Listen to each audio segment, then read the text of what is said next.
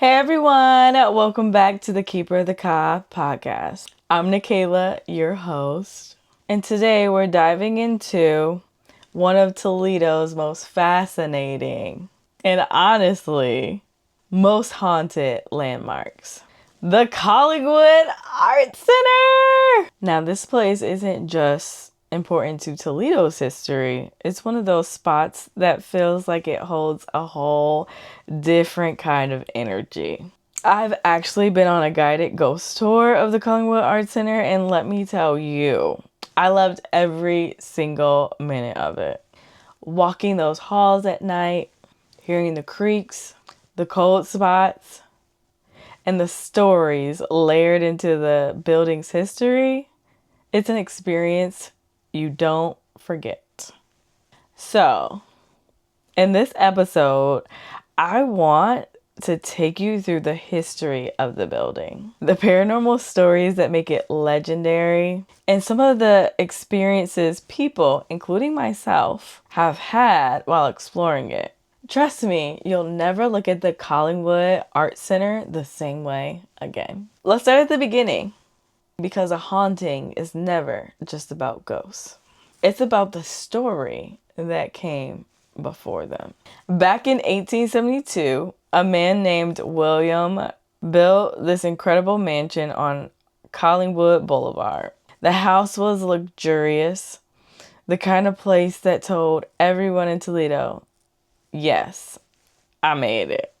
But William's fortune didn't last. He went bankrupt, lost the house, and from there, the building took on a whole new life. By 1900, it became St. Ursula's Academy, run by the Ursuline nuns. Imagine rows of girls in long skirts, hallways echoing with prayers, and the daily rhythm of Catholic school life. They tore down the back half of the house in 1901 to build an auditorium. The remodel had an affirmatory, a reception room, dormitory, offices, a chapel, and a cafeteria. Eventually, the nuns went to the local bishop with hopes of building another building. The bishop shut that idea down, honey. Let me tell you why. It wasn't because he didn't believe in it. It was because of the cost of what they wanted to do, honey. It was because of what they wanted to do. Honestly, he just thought it was too expensive. But the Ursuline nuns weren't about to give up, honey. They turned to Mary Mance College in Bowling Green, and Mary Mance said, "We'll back you if you merge with us." So that's what they did. That merger is what really transformed the property. Suddenly, it wasn't just an academy anymore. More buildings were added within a decade. This space housed classrooms, dorms, gyms, and a maintenance building. For decades, Mary Mance College thrived there until about the 1970s. When attendance dropped, the money dried up, and eventually the doors closed in 1979. And when a place like this sits empty, well, let's just say it doesn't stay quiet for long. By the mid-80s, the place was abandoned. That's when it got really dark, allegedly. Squatters broke in. They covered the walls and floors with pentagrams, and occult rituals were said to have taken place. But like any good Toledo landmark, it wasn't left there to rot forever. In 1985, it reopened as the Collingwood Arts Center, a home for artists, performers, and yes, a few spirits. Today, there are more than 80 working artists and a very active theater. The Collingwood Arts Center is thriving, but the ghosts, they never left. Okay, so I want to tell you a little bit more about the Collingwood Arts Center. The Collingwood Arts Center is considered one of the most haunted places in Toledo, maybe even Ohio. It's been written about in Haunted Toledo, Haunted Ohio 3, and Ghost Hunting Ohio. Here's a fun fact. The TAPS team from Ghost Hunters actually investigated the Collingwood Arts Center. In season 14, I think it was episode 11. That alone should tell you that the building has a reputation that goes way beyond Toledo. When I went for a guided, ghost hunting tour, I could feel why so many investigators are drawn to the space. The stories, the atmosphere, the way the building seems alive with echoes from the past. It's very powerful. There was one space, like when we crossed over from William's house over into like the nuns area and like where the theater is, I could feel personally, I believe I felt a lot of really intense energy. And so the guy was telling us about the nun in the theater. This is one of my favorite parts. Okay. One of the most famous hauntings is in the theater balcony, where people have seen a nun watching performances. On my tour, this was the story that stuck the most with me. You can picture it. The shadow of a woman in full habit sitting quietly as if watching over you. So here's the thing. The Collingwood Arts Center isn't just about ghosts. It's about community, history, and art. What I love the most about the Collingwood Arts Center is that it is layered with its history and creativity. It's a place where art is being made right now, but even the past hasn't quite let go.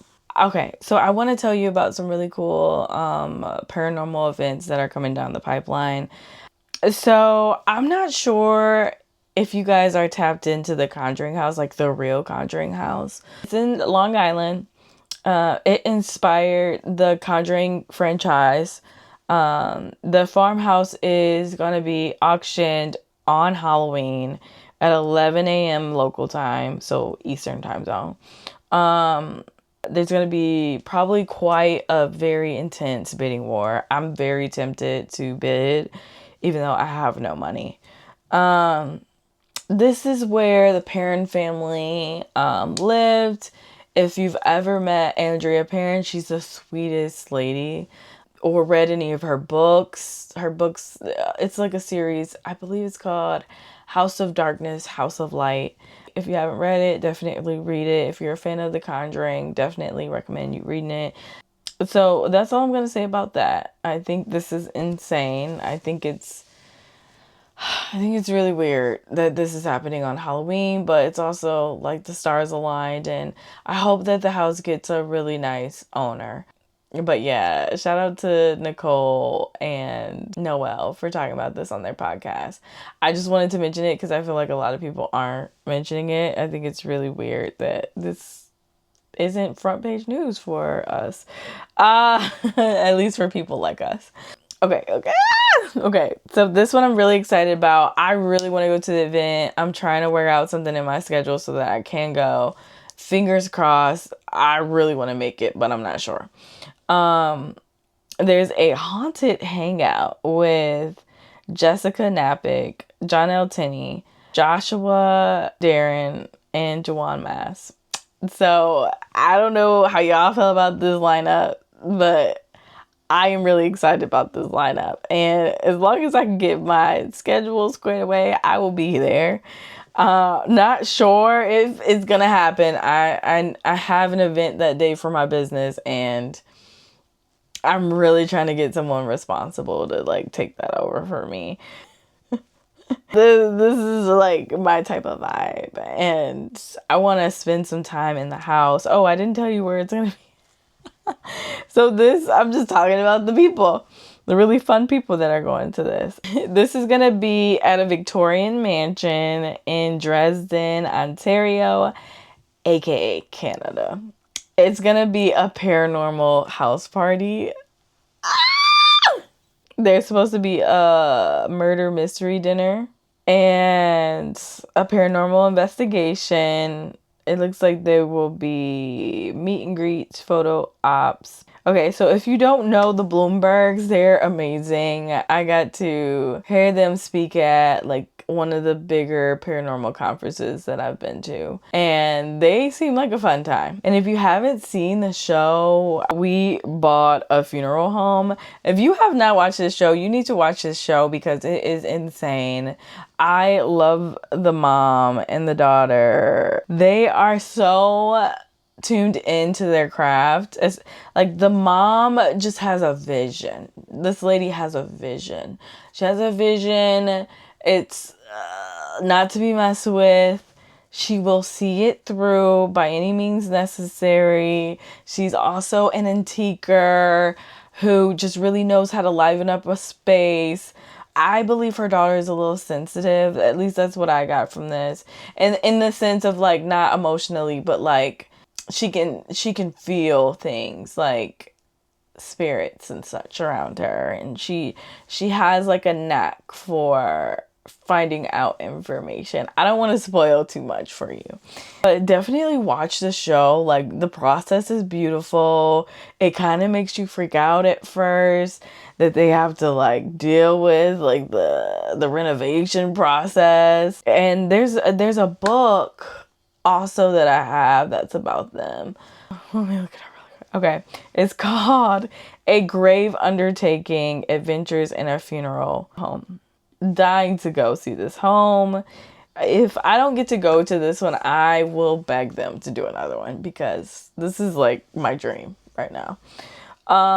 Two Girls, One Ghost is also having an event. It's one night only. It's October 8th and it's in Somerville. So you should probably go to that if you're in the area. You need to see Corinne and Sabrina, okay? They're so cute. If you're not listening to the podcast, listen.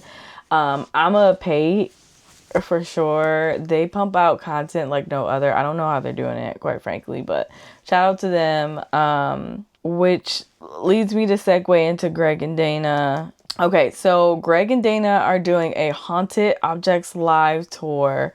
You should check out the dates. They're going like a lot of places.